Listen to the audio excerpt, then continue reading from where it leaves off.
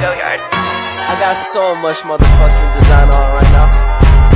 Break it down, bring it back, make it clap. I got 3 old thoughts, new block, where that thing. Bitches on my line, and you know. Assalamualaikum warahmatullahi wabarakatuh. Saya Erisa Fitri dengan NIM 3721056 dari Manajemen Bisnis Syariah kelas 3B. Dalam perencanaan usaha catfish ini bisa membudidayakan ikan lele di sekitar rumah atau pekarangan rumah karena adanya lokasi yang cukup luas untuk membuat kolam. Dalam pembudidayaan ikan lele ini adanya analisis SWOT.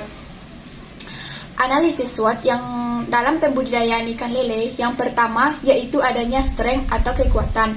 Dalam membudidayakan ikan lele tidak memerlukan tenaga yang besar serta mempunyai lahan ataupun kolam yang cukup memadai, cukup kolam terpal saja. Yang kedua, adanya weakness atau kelemahan, yaitu lele yang mudah stres karena pH kolam yang berubah-ubah dan sulit mendapatkan bibit ikan yang mempunyai kualitas unggulan.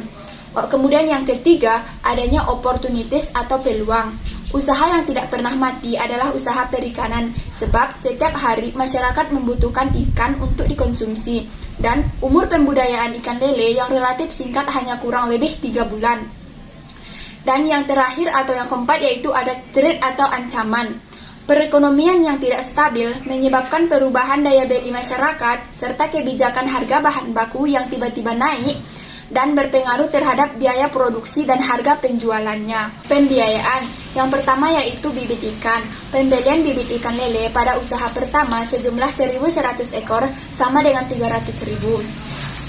Kemudian yang kedua, pakan ikan.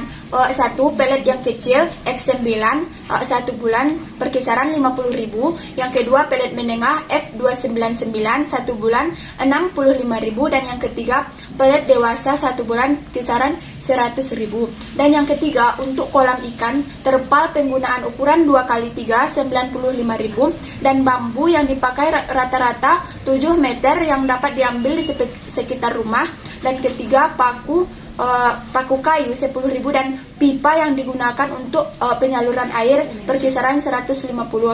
Kemudian pendapatan usaha yaitu pendapatan ikan lele yang terjual per kilogram dikali harga jualnya, seperti 137 kg dikali 30.000 karena 1 kilogramnya 30.000 sama dengan 4.110.000.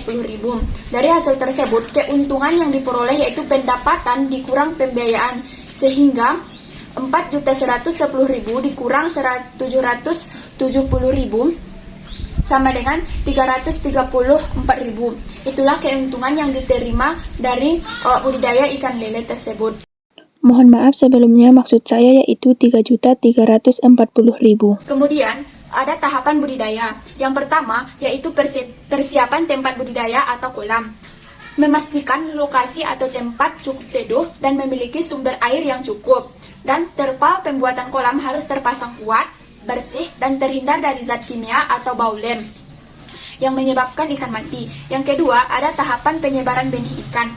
Pemilihan benih berkualitas seperti lele dumbo atau lele sangkuriang menggunakan benih yang cukup besar, sekitar 7-8 cm yang sudah bisa memakan pelet butiran. Dan untuk kolam yang berukuran 2x3 meter, benih yang ditebarkan sebanyak 1.100 ekor.